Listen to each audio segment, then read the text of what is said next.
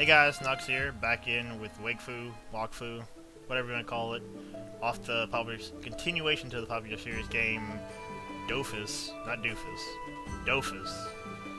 And I'm going to be showing off some gameplay. I'm going to go through each class and show off their beginning skills and whatnot, and just kind of do a first look at the game. I've been playing it so far throughout the open beta, and it's really enjoyable so far. I'm thinking about continuing when it goes into live.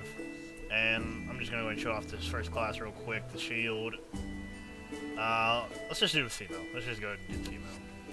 I'm not going to spend too much time trying to do the customization. I just want to show off the class skills and whatnot and how the game works for this first part. Throughout the next parts, I'm just going to have the character created and show off their skills. So let's just do something. Let's do... That works. Character name,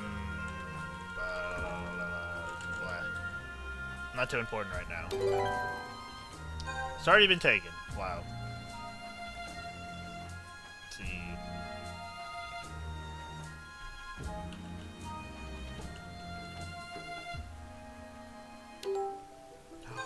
Oh, it's forbidden. We'll do...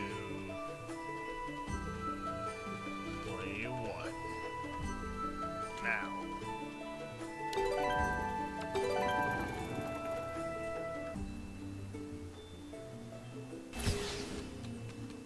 Alright, here we are in the starting zone. I'm going to go and show off some of the things about this game. S brings up your interface with your elementary spells.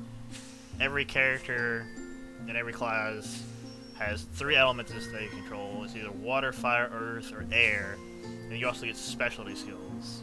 Specialty skills, you get them as you level up, and they really buff up your character. But they cost special points during the game, and they're called like WP, like Wakfu points. And they're pretty powerful, but they cost a lot of energy. See, we start off with drip. Drip activates armor to increase resistance. Or a glyph dodge. These guys start off. From what I've seen, you can put a glyph on yourself or put it on the ground, and then you cast a spell on that glyph, and it will gain properties of the element that you put on that glyph, or you can put the glyph on yourself and get bonuses as a shield to yourself. So let's go ahead and get these skills on our bar. Just pick them off and drag them down. It's pretty simple. And as you keep using your skills, they level up. So when you pick a skill, you can see the level it is, the progress you are right now. I'm at 0, but it goes all the way to level 100. And then you can see the effects: negative 33 HP, plus 30% resistance, plus 1-on-1 dodge. You can see what you can even see what it does when it crits. You can see exactly how much damage you're going to do off of a crit. And as you use these skills, you develop further into your element. So when you really kind of want to commit to an element when you first start off. If you try and use all these while you progress, you're gonna be stuck here by like your maximum level. So you really want to just try and develop into one element. They're all good, and there's really no kind of like, from what I've seen, there's no elitist way so far to try and pump out the most damage. I know fire does a lot of damage, but it costs a lot of action points, which I'll get into. So neutral attack. So we got neutral attack, fire. I don't know how fire is neutral, but okay. Natural attack. Wow. Natural attack activates armor and lowers resistance of the glyph, which inflicts damage at the start of the turn. So basically, what it's saying here: you do an attack, you do your natural attack, just minus 3 HP. Start of the turn, the opponent gets minus 3 HP also. When you crit, it's minus 5, but still minus 3. So, if let's say we did this attack, we're gonna fight all our monsters. We're gonna keep doing this attack, and it's gonna buff up. Once you get so many levels into this, you unlock Meteor Shower, and after you get Meteor Shower, you keep using that skill, and you get further and further into the fire. But let's go ahead and get into some combat.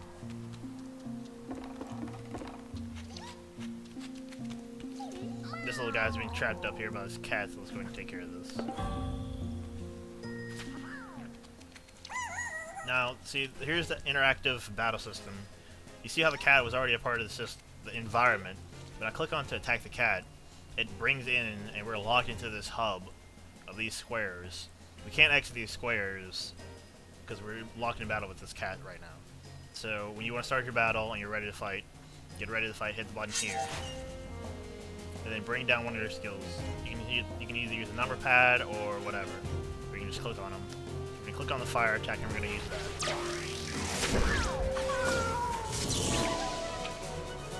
Yeah, pretty easy. This guy's pretty happy up here. Oh, sweet, we got a chest. So we're gonna go over here, use the mouse button, just move, click and move. You either click on a place and it'll take you there, or you can hold down the button and drag it along and it'll run around. And you can see the environment is made of these squares, so when you actually go into battle, it's in the environment that you're walking around in. You don't just run around and engage monsters, you have to like you make the choice to fight them so far. And then it brings up the little grid system. Like if you've played Final Fantasy Tactics, it's exactly like that. Let's go ahead and see what's in this chest. And we got an emote, sit. And then all you have to do is hit I, bring up your interface, double click it, and you get the emotion. So by doing things, you get achievements, you get emotes. So to get the emotions, you actually have to work towards them and do special stuff, which I think is pretty cool. All right, and here are like the little warp gates. I'm not sure what the exact name for them are. Zap, Z-A-A-P. Use the zap, and it does exactly what it says. It zaps you across. We can scroll out and we can take a look around. Now let's see. Bring up our spells again. You can see we have a little bit into this. We have a level 1 now instead of level 0. So now our neutral attack is a little bit stronger than what it once was. See, now it does minus 4 HP instead of minus 3. Because we've leveled it up and we've progressed further into the skill. So attack this rabbit. Now at the very beginning of this fight, all these blue squares are where you can are exactly where you can go. The red squares, I assume, are going to be if you're on a PvP or something. That's where your enemy can go. So, seeing how we're pretty close range, we're going to go right here behind the rabbit. Now, a very important thing is it doesn't really matter at the beginning of your turn, but it could if your opponent gets your first attack. You want to be facing in the right direction. See, this is what happens when you don't. You start off with your back turn to your opponent, which does, I think, pretty much twice as much damage to you as it would if you were facing. We're going to use a little Earth Blade, and then we're going to end our turn by hitting this button. Then you can see when I use my skills, I get my AP points right here, my action points. And each skill costs 5. That one blade attack, that fire blade, costs 5 points. So, and I only have 6 starting off. So I can only do 1 attack and I have them left over. You want to try and use as much of your points as you can to do out as much damage as you can. So my water drop only causes 3 action points. Then we end our turn again. Now there's movement in the system also. You see these green squares? You get 3 running points from the start. And when you move, it uses up all your running points.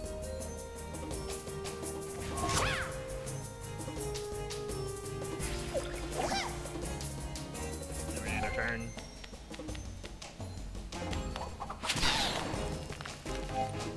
We're gonna finish this guy off with Fire Blade. And we're gonna get some bunny slippers loot. It's pretty beast. I mean, who doesn't like bunny slippers? You can check here, we're still level 2. We can check our experience bar, how much we have to go up, and we click here and we see all the levels we got in our spells. So even if you don't hit anything, if you know you can't, you're out of range to hit, you still want to use your spells just to get them leveled up.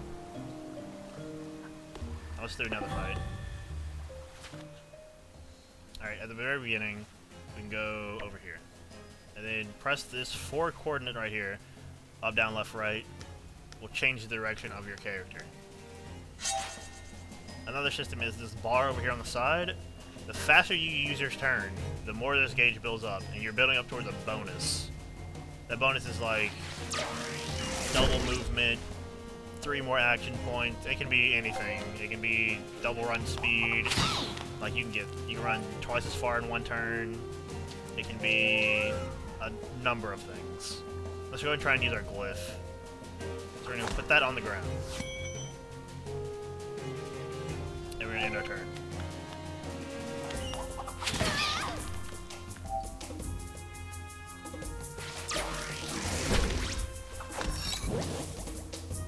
Now we've activated that glyph. So let's move over here. And we're going to turn the right way. See, so now at the very beginning of his turn, he took even more damage.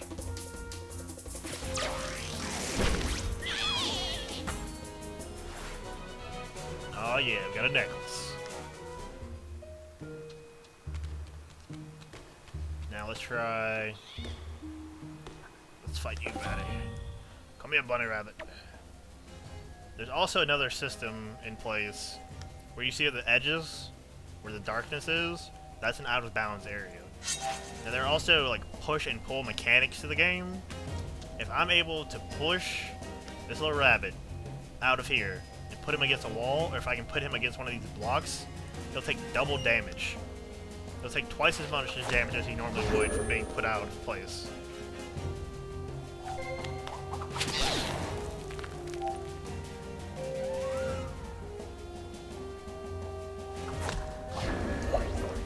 Put a water shield on myself. I think that should give me some resistance to water damage, some dodge, and just protect me a little bit more.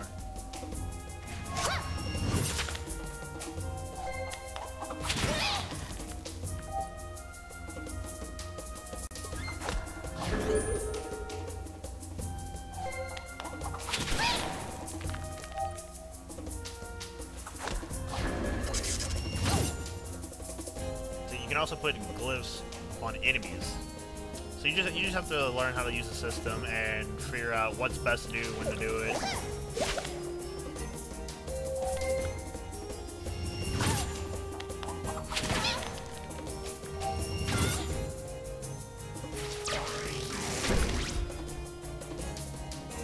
In our turn.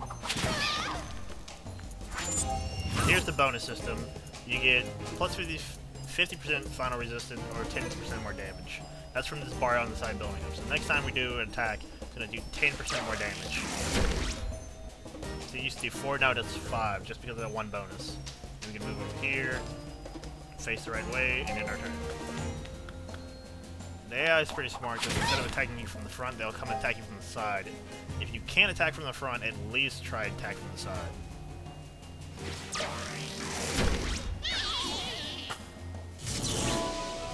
Ah, we got a bunny hatch. And our spells leveled up once again. Let's see if I can get another rabbit going. I'm just gonna go right here.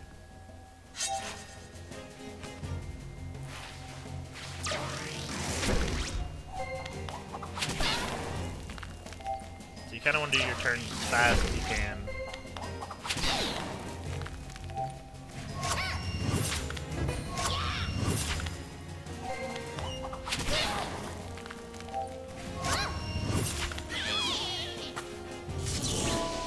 Level up again. Spells. Always check your spells. See what level they are. And now we've unlocked even more support skills. Peace armor. The spell protects the facade, whatever, by reducing damage received when it disappears. The facade will receive all of the damage you should have received before, non-reducibly. So it's basically delaying all the damage you're gonna get. Force Master, armor and glyphs become more resistant, accumulate extra plates, so your shields get more powerful, which is a really good thing. We can look at our ending skills. Reverses the resistance damage in order to hit harder. So when you get higher level, you can actually use, instead of using your defense and resist, you can basically turn your shield inside out and use it as more damage. And now let's look at the actual stat system. This is one thing some people don't really like about games. They don't really like having to worry about their stats. here's all your supporting skills, and you actually have to put points into them to make them stronger. Now here you also have your basic stats, but you have to actually read these. Let's say intelligence. Some people might think, oh, you put in more intelligence, you get more mana or something, you get more powerful spells. Now intelligence is directly affected to your fire spells. Each teleport increases your fire damage and resistant attacks. So you do more fire damage and you do less. You take less from fire. Strength, your earth. Earth strength, will, protects you from cast, chance, does your water, agility, does your air. So if you're gonna you need to know what kind of element you're gonna specialize in to start off with before you just start putting points everywhere. You can get and then from the top you have to look and see it says action points. Next level 150 points.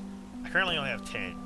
So if I ever want to get more action points, you currently see I've said 6. So if I want to get 7 action points, I have to save 150 distributive points to get 1 more action point. So the way you distribute your skills is really, really important in this game, and you have to commit to a build. And from what I've seen so far, there's no resets in the beta. Maybe once the game goes live, you can be able to buy like a reset scroll or something. That's what most games do. But it seems once you've locked into a certain stat, you're gonna have to commit to that build. Now, let's see. Let's bring back up our skills. Let's grab this extra skill and bring it down here.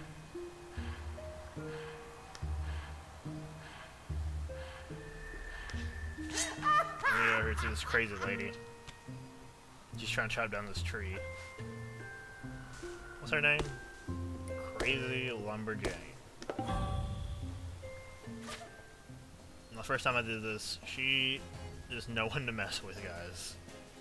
So if this is going to be your first time playing, you gotta really be careful.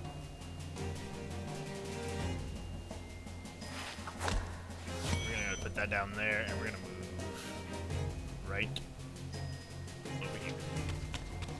We're gonna face her and hope that she comes and attacks us from the front. You see, she hits for 7 damage.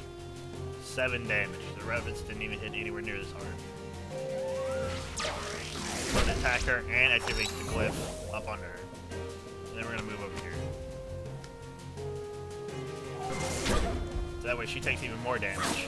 We don't want to be standing on that glyph when it goes off also, because it's gonna go off in the beginning of your next turn, and you're gonna take even more damage. You don't want to stand in your glyphs and hurt yourself.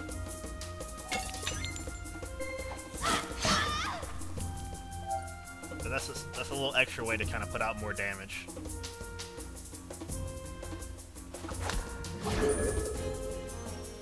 Gonna put a shield on ourselves.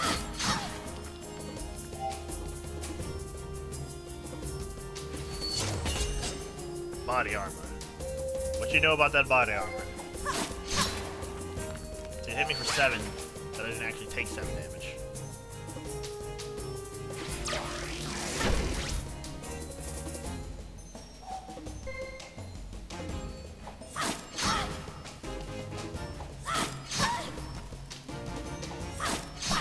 Yeah, she's no joke.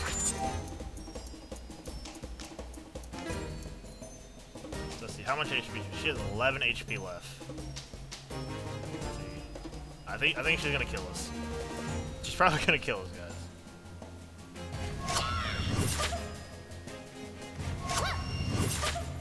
She is no joke.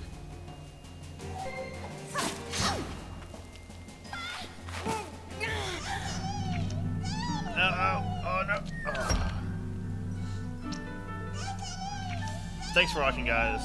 I'm gonna be doing other classes soon. If you'd like to see more Wakfu, let me know in the comments below. Thanks for watching.